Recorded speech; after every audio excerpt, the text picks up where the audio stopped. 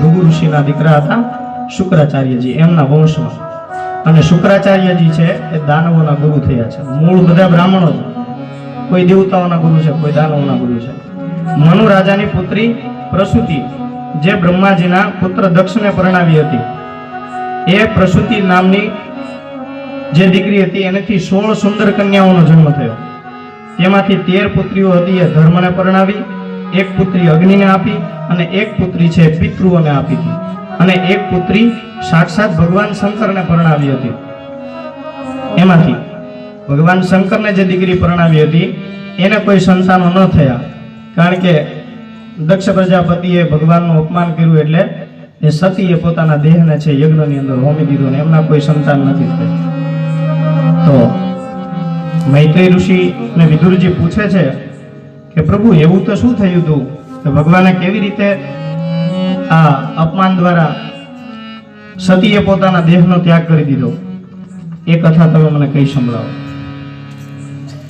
દક્ષ પ્રજાપતિ ને બ્રહ્માંડના પ્રજાપતિ બનાવવામાં આવ્યા છે, જે બ્રહ્માજીના પુત્ર છે. તો એ વિશેની કથા હવે કહે છે કે સતીએ પોતાના દેહનો ત્યાગ શા માટે કર્યો છે. તો દક્ષ પ્રજાપતિને આ બ્રહ્માંડના પ્રજાપતિ બનાવવામાં આવ્યા અને દેવતાઓની સભા યોજવામાં આવી. દેવતાઓની સભા જ્યારે યોજવામાં આવી ત્યારે બધા દેવતાઓ, ઋષિઓ બધા હાજર હતા.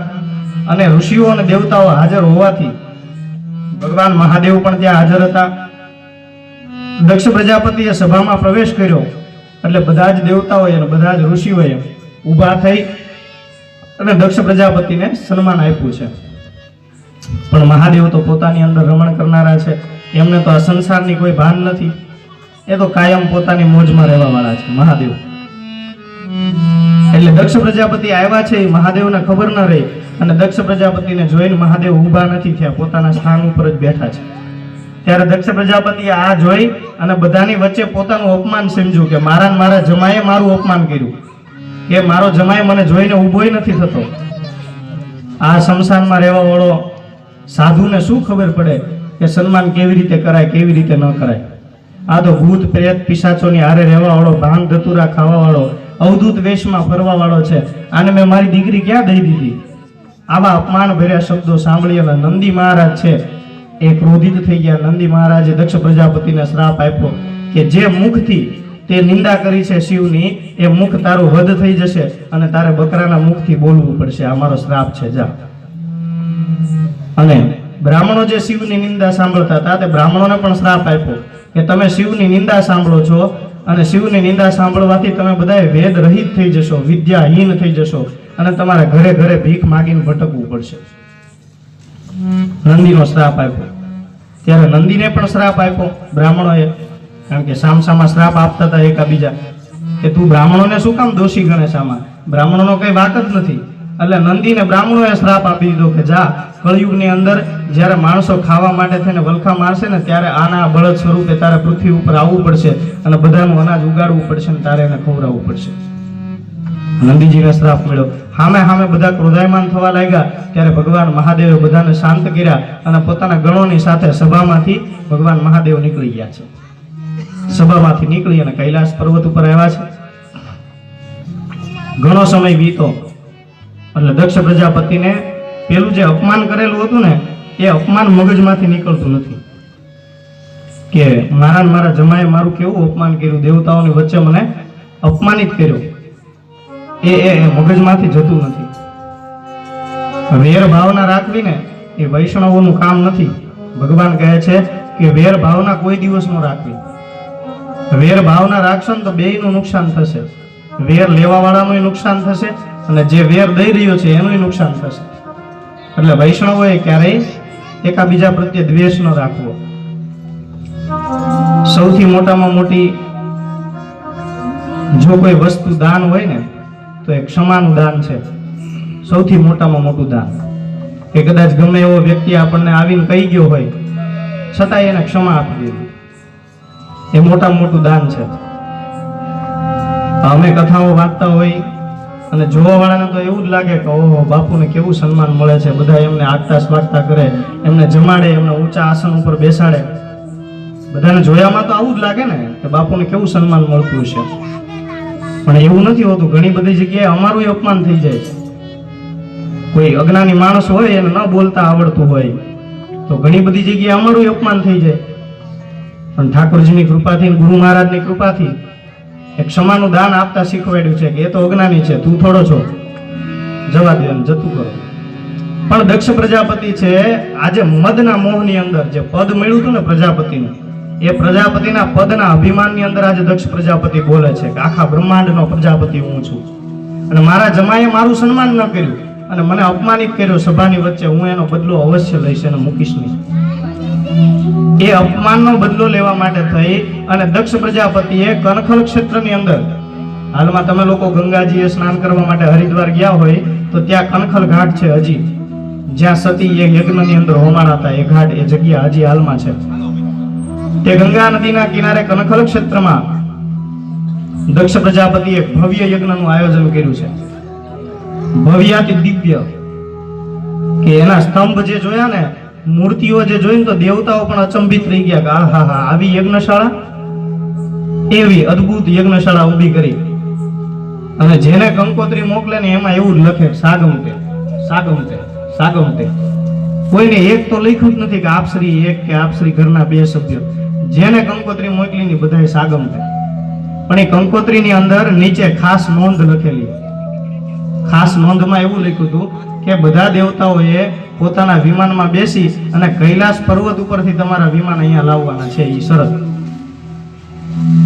દેવતાઓને તો આવી કઈ ખબર ન રહી, એટલે વિમાનોમાં બેસી અને દેવતાઓ છે ને એ કૈલાસ પર્વત ઉપરથી ઉડતા ઉડતા નીકળે છે વિમાનો.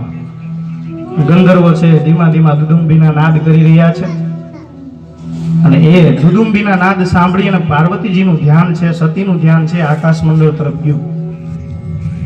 અરે આ વિમાનોમાં બેસીને દેવતાઓ અત્યારે કઈ બાજુ જઈ રહ્યા છે, અને આ સુંદર મજાના 16 પ્રકારના શણગારો સજ્યા છે. ત્યારે એ સતી છે દેવતાઓને પૂછે છે કે આપ કઈ બાજુ જાઓ છો આવી રીતે બધા તૈયાર થઈ થઈને? દેવતાઓ કહે છે કે સતી આપને નથી ખબર? ના, તમારા પિતાજીએ કનખલ ક્ષેત્રની અંદર એક ભવ્યાતિ દિવ્ય યજ્ઞનું આયોજન કર્યું છે. અમને બધાને તો હાગમતે બોલાવ્યા છે, તમને ખબર નથી? ના, અમને નથી ખબર. સારું હશે, તમે આવજો એવું કહીને દેવતાઓ નીકળતા જાય છે ત્યાંથી કૈલાસ ઉપરથી. અને સતીને મનમાં સંકોચ થતો જાય છે, ક્યાંય જીવને શાંતિ નથી થતી. મહાદેવ પાસે આવીને કહે છે કે મહાદેવ, આ દેવતાઓ બધા મારા પિતાજીના યજ્ઞમાં જાય છે, આપણે નથી જવું? મહાદેવ કહે છે કે સતી, તમારા પિતા અભિમાનમાં મદ બન્યા છે, અત્યારે અભિમાની થઈ ગયા છે, અને મારી હારે વેર ભાવથી બદલો લેવા માટે એના યજ્ઞનું આયોજન કર્યું છે. આપણે યજ્ઞમાં ન જવાય. પણ દીકરીની જાત છે ને, ગમે એમ તો મા બાપનું ઊંચું રાખે. જમાઈને એમ કે તમને ન ખબર પડે, હેઠા બેહો, મારા પપ્પાએ કીધું બરોબર જ હોય. પણ ક્યારેક જમાઈનું કીધું કરવું પાછું, નકરું દીકરીનું કીધું ન કરવું. જમાઈ ક્યારેક સાચા હોય. આ એનો દાખલો છે મોટામાં મોટો. અને શિવ અને પાર્વતીનો જે સાંસારિક જે આ વિચરણ છે ને, લીલા, સંસાર લીલા ભગવાનની અદ્ભુત લીલા વર્ણવી છે. અને એને જો માણસ જીવનમાં ઉતારી લે ને તો કોઈ દિવસ સાંસારિકમાં વાંધો ન આવે. પણ તકલીફ ક્યાં થાય છે ખબર છે? તાર હાહુ કઈક બોલે ને તો તું તાર અડધી રાતે વી આવજે, પાછી મોકલે બીજી હોય. આ જ સલાહ આપે છે અત્યારે કળિયુગમાં છોકરાઓ. તાર જેઠાણી હેરાન કરે તું તાર મને ફોન કરજે, અડધી રાતે તાર ભાઈને મોકલીશ તેડવા હાટું. શું કામ? પણ શું કામ ઘર ભંગાવા શું કામ ઊભા થાવ છો? આવી સલાહ આપીને જ આપણે બધું બગાડ્યું છે. વાતમાં કઈ ન હોય ને આપણે વાતને વિકરાળ સ્વરૂપ આપી દઈએ. મહાદેવ કહે છે કે સતી, તમારા પિતાએ મારી હારે બદલો લેવા માટે થઈને આ યજ્ઞનું આયોજન કર્યું છે. આ કોઈ દેવતાઓને જમાડવાનું આયોજન નથી. અને બધા દેવતાઓ અહીંથી શું કામ નીકળે છે ખબર છે? તમને ખબર પડે ને એટલા માટે. મને ખબર જ છે આમાં શું છે એ બધું. સતી કહે છે કે નહીં મહાદેવ, એકવાર મને જવા દો. કે બાપના ઘરે આમંત્રણની જરૂર ન હોય. સતી પાછા વેદોની પણ વાતો કરે છે કે એક મિત્રના ઘરે જવું હોય તો આમંત્રણની જરૂર ન હોય. પોતાના સદગુરુને મળવા જવું હોય તો આમંત્રણની જરૂર ન હોય. ગુરુના સાનિધ્યમાં તો ગમે ત્યારે જઈ શકાય છે, એના આશ્રમમાં ગમે ત્યારે જઈ શકાય છે. એક માતા પિતાનું ઘર દીકરી માટે એવું છે કે ત્યાં આમંત્રણની જરૂર ન હોય. કદાચ દીકરીને મા બાપ તરફથી આમંત્રણ ન મળ્યું હોય તો દીકરી એમનેમ જઈ શકે છે.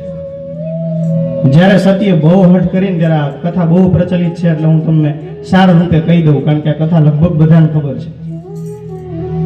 ટૂંકમાં કહું કે સતીએ બહુ જ્યારે જીદ કરીને ત્યારે મહાદેવ કીધું સારું સતી કઈ વાંધો નહીં, તમારે જવું હોય તો જાઓ, પણ આનું પરિણામ હું સારું જોતો નથી, આનું પરિણામ બહુ ખરાબ આવશે.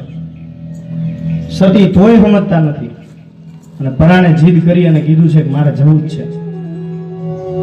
અને મહાદેવે છે પોતાના નંદી શૃંગી આદિ ગણોને હારે મોકલ્યા છે કે જાઓ તમે હારે રહેજો, કંઈક અઘટિત ઘટના બને તો મને સમાચાર આપવા માટે તરત જ આવજો પાછા. મહાદેવ નંદી ને મોકલ્યા છે સાથે, અને સતી છે એ યજ્ઞની અંદર કનખલ ક્ષેત્ર તરફ જવા માટે નીકળ્યા છે. આગેથી એ યજ્ઞશાળા જોઈ તો ભવ્યાતિ દિવ્ય આયોજન, જેવી રીતે સાક્ષાત બ્રહ્માએ આ સૃષ્ટિની રચના કરી હોય એવી રીતે વિશ્વકર્માએ આ યજ્ઞશાળાની રચના કરી છે. અદ્ભુત સ્તંભ ઊભા કર્યા છે, અદ્ભુત ધજા પતાકાઓ બાંધેલા છે અને જાત જાતના શૃંગ અને મૃદંગ વાગી રહ્યા છે. આવું અદ્ભુત આયોજન જોયું. સતી કહે છે કે ઓહો, મારા પિતાશ્રીએ કેવડા મોટા યજ્ઞનું આયોજન કર્યું છે. રસ્તામાં તેમના માતા પ્રસૂતિ સામે મળે છે. પ્રસૂતિ ને સતી મળ્યા એટલે પ્રસૂતિ ભેટી પડ્યા. ગમે એમ તો માં છે ને દીકરીને આવેલી જોઈને માં છે ને એને ધિક્કારે નહીં. પ્રસૂતિ કહે છે કે બેટા તારે અહીંયા આવવું યોગ્ય નહોતું, તારે નહોતું આવવું અહીંયા. કેમ? તો કે તારા પિતા છે ને એ મહાદેવની સાથે વેરભાવથી આ યજ્ઞ કર્યો છે, તારે અહીંયા આવવાની જરૂર નહોતી, તારે નહોતું આવવું અહીંયા, તે ખોટું કર્યું છે અહીંયા આવી. સતીનું મોઢું થોડુંક પડી ગયું કે હશે માં હવે આવી ગઈ છું તો આ યજ્ઞશાળાના દર્શન તો કરી આવું. સતી છે ધીમે ધીમે યજ્ઞશાળા તરફ પ્રયાણ કરે છે. પોતાના પિતા દક્ષને જોયા, પણ દક્ષ પ્રજાપતિએ સતીની સાથે 4 આંખો નથી કરી. સતીની સામે જોઈને દક્ષે મોઢું ફેરવી લીધું છે. એટલે સતીનું મોઢું વધારે પડી ગયું કે આજ મારા બાપે મને ન બોલાવી. દીકરીને કદાચ ગમે એવું કહી દો ને તો દીકરી બધું સહન કરી શકે, પણ એના બાપનું અપમાન થતું હોય દીકરી કોઈ દિવસ સહન કરી શકે નહીં. દીકરીને બાપ ઉપર વધારે લાગણી હોય થોડી. દક્ષ પ્રજાપતિએ સતીને જોઈને મોઢું ફેરવી લીધું એટલે હશે મારા બાપ છે, કદાચ કઈક દોડાદોડીમાં હશે તો મને નહીં બોલાવી હોય. યજ્ઞશાળા તરફ પ્રયાણ કર્યો. ચારેય બાજુ નજર નાખી અને જ્યાં ઈશાન ખૂણામાં નજર પડી ત્યાં ઈશાન ખૂણાની અંદર મહાદેવનું આસન જોયું નથી. અને પગથી માથા સુધી સતીને લાગી આવી, એકદમ લાલ ચોળ ક્રોધાયમાન થઈ અને સતી કહે છે પાખંડીઓ, તમે અમારા મહાદેવનો ભાગ નથી કાઢ્યો, અમને આમંત્રણ ન દીધું તો કઈ નહીં, પણ તમને એ ખ્યાલ નથી કે આ તો દેવનો દેવ છે મહાદેવ, અને એને કૃપાયમાન થશે ને તો એક ક્ષણ માત્રની અંદર આ સૃષ્ટિનો સંહાર કરવાની તાકાત ધરાવે છે. જેનાથી આ વેદ પ્રગટ થયા છે, જેનાથી આ પૃથ્વી પ્રગટ થઈ છે, જેનાથી બ્રહ્મા વિષ્ણુ અને મહેશ પ્રગટ થયા છે, જેનાથી આ સાક્ષાત યજ્ઞનારાયણ ભગવાન પ્રગટ થયા છે, એ મહાદેવનું તમે અપમાન કર્યું છે, એનો ભાગ નથી કાઢ્યો. અને પલોઠી વાળી યોગાસનમાં બેસી અને સતીએ પોતાના જમણા અંગૂઠાની અંદરથી અગ્નિ પ્રગટ કર્યા અને પોતાના અગ્નિની અંદર પોતાના દેહને બાળવા લાગ્યા છે. અને જે યજ્ઞની અંદર બ્રાહ્મણો આહુતિ આપતા હતા એ જ યજ્ઞની અંદર પોતાના દેહને હોમી દીધો છે. ચારેય કોર ભાગો ભાગોનો નારો કહેવા લાગ્યો છે કે સતીએ પોતાના દેહને હોમી દીધો છે. હવે નહીં બનવાનું છે, અહીંથી ભાગી જાવ પ્રાણ બચાવીને. અને આ સમાચાર મળ્યા ત્યાં તો શૃંગી નંદી આદિ બધા યુદ્ધ કરવા માટે દોડ્યા છે. અને બ્રાહ્મણોએ આહુતિ આપી અને દિક્પાલોનું આવાહન કર્યું છે. બધી દિશાઓમાંથી દિક્પાલો છે પોતાની રક્ષા કરવા માટે થઈને આવી ગયા છે. કોઈને માથા ફૂટી ગયા, કોઈના હાથ પગ ફૂટી ગયા. નંદી મારતે ઘોડે સિદ્ધાર્થ મહાદેવ પાસે આવ્યા છે. મહાદેવ, ન બનવાનું બની ગયું છે. નંદી શું થયું જલ્દી બતાવો મને. સતીએ પોતાના દેહને યજ્ઞની અંદર હોમી દીધો છે અને યજ્ઞની અંદર ચારે બાજુ નાશો ભાગોનો નાશ થઈ રહ્યો છે. મહાદેવને ક્રોધ આવવાથી મહાદેવ પોતાની જટા હતી એમાંથી એક લટ કાઢી અને જમીનની સાથે પછાડી, અને પછાડતાની સાથે જ વીરભદ્ર નામનો ગણ પ્રગટ થયો. અને વીરભદ્ર નામનો ગણ છે હાથમાં ખડક લઈને મહાદેવને કહે છે કે મહાદેવ જલ્દી મને આજ્ઞા કરો, કોનો નાશ કરવાનો છે? મહાદેવ કહે છે કે જા વીરભદ્ર, દક્ષ પ્રજાપતિના યજ્ઞની અંદર જઈને જેટલા પાપીઓ છે એ બધા પાપીઓને તું દંડ આપીને આવ. અને મહાકાલીને સાથે લઈને ગણને સાથે લઈને વીરભદ્ર આજે દક્ષ પ્રજાપતિના યજ્ઞ તરફ જવા માટે નીકળ્યો છે. અને જાણે કાળના વાદળો પૃથ્વી ઉપર છવાઈ ગયા હોય અને પૃથ્વીનો નિધ્વંસ થવાની તૈયારી હોય એવા કાળા વાદળો છે આજે દક્ષ પ્રજાપતિને દેખાઈ રહ્યા છે. દક્ષ કહે છે કે ક્યાંક પૃથ્વીનો પ્રલય તો નથી થવાનો ને? ત્યારે બ્રાહ્મણો કહે છે કે દક્ષ, પૃથ્વીનો પ્રલય નથી થવાનો, આ તો મહાદેવનો ક્રોધ છે. અને આ ક્રોધની અંદર તમે બધા બળીને ભસ્મ થઈ જશો. અને વીરભદ્ર છે આવીને સામે ભૃગુ ઋષિ મળ્યા. ભૃગુ ઋષિની દાઢી ખેંચી અને તોડી નાખી. પુષ્પદંત ઋષિ મળ્યા. દૃષ્ટિનો પ્રહાર કરતાની સાથે પુષ્પદંતના દાંત તોડી નાખ્યા. દક્ષ પ્રજાપતિનું માથું પકડ્યું. માથું પકડીને ખડગનો પ્રહાર કરીને દક્ષ પ્રજાપતિનું માથું છે ધડથી અલગ કરી નાખ્યું. અને માથું તૂટતું નથી, ગરદનથી અલગ નથી થતું. વીરભદ્ર એટલા ક્રોધમાં છે કે એમના વાળ પકડી અને મસ્તક છે ધડથી અલગ કરી નાખ્યું. અને જે યજ્ઞમાં સતી હોમાયા હતા એ જ યજ્ઞની અંદર દક્ષ પ્રજાપતિનું માથું છે એ વીરભદ્રએ હોમી દીધું છે. વીરભદ્ર ક્રોધાયમાન થઈ અને દક્ષ પ્રજાપતિનું જે મસ્તક હતું, જે યજ્ઞની અંદર સતી હોમાયા હતા એ જ યજ્ઞની અંદર દક્ષ પ્રજાપતિનું મસ્તક હોમી દીધું છે. યજ્ઞનો નિધ્વંસ થઈ ગયો. જેટલી યજ્ઞની સામગ્રીઓ હતી એ બધી અસ્તવ્યસ્ત થઈ ગઈ. જે યજ્ઞ થોડી વારની અંદર ઉત્સવનું કારણ હતું એ જ યજ્ઞ થોડી વારની અંદર શોકનું કારણ બની ગયું. ચારેય બાજુ કેટલાય મરેલા પડ્યા છે. દક્ષ પ્રજાપતિનું ધડ પડ્યું છે, એનું મસ્તક છે ને પ્રસૃતિ છે રુદન કરવા લાગી છે. મહાદેવનો અપરાધ થવાથી જોવો છો ને તમે કેવું થયું. આ તો ખાલી આ કથા આપણને પ્રેરણા આપે છે સાહેબ કે મહાદેવ શું વસ્તુ છે. કે ખાલી એની એક જટામાંથી લટ કાઢીને પછાડી હોય અને એ આખા યજ્ઞનો નિધ્વંસ કરી નાખે તો સાક્ષાત મહાદેવ ક્રોધાયમાન થયો હોય તો આ સૃષ્ટિની શું હાલત કરે. દક્ષ પ્રજાપતિના યજ્ઞનો નિધ્વંસ કર્યો. દેવતાઓએ બધાએ પ્રાર્થના કરી છે પ્રભુ દક્ષનો અપરાધ હતો એની સજા એને મળી ગઈ છે, પણ હવે તમે દક્ષને ક્ષમા આપો. જે થયું તે દક્ષ પ્રજાપતિને ભગવાન મહાદેવે ક્ષમા યાચના આપતા કહ્યું છે કે જાઓ ઉત્તર દિશાની અંદર જે પશુ મળે એ પશુનું મસ્તક લઈને આવો અને દક્ષ પ્રજાપતિના મસ્તકની સાથે જોડી દો. બકરાનું મસ્તક લઈને આવ્યા છે. બકરાનું મસ્તક છે દક્ષ પ્રજાપતિના ધડની સાથે જોડ્યું અને ભગવાન મહાદેવે જે હાથમાં આંજળી લઈ અને દક્ષ પ્રજાપતિના મસ્તક ઉપર પધરાવી છે તો દક્ષ પ્રજાપતિ આળસ મરડીને બેઠા થઈ ગયા છે. મહાદેવે દક્ષને ફરી વખત જીવનદાન આપ્યું. દક્ષ છે ભગવાનની સામે બે હાથ જોડીને ઊભા છે. સ્તુતિ કરવી છે ભગવાનની, પણ સ્તુતિ કરવા માટે થઈને મનુષ્યનું મુખ જોઈએ ને. તો દક્ષ પ્રજાપતિ કેવું બોલે છે? બમ બમ બમ બમ બમ બમ બમ બમ બમ. બકરાનું મુખ છે, બોલી નથી અગાતું, સ્તુતિ કરવી છે. એટલે આપણે મંદિરે મહાદેવના દર્શન કરવા જઈએ ત્યારે બોલીએ ને બમ બમ બમ બમ બમ, તો એ બોલવાથી મહાદેવને એમના સસરાની યાદી આવી જાય કે બકરાના મુખમાં મારા સસરાએ આવી રીતે સ્તુતિ કરી.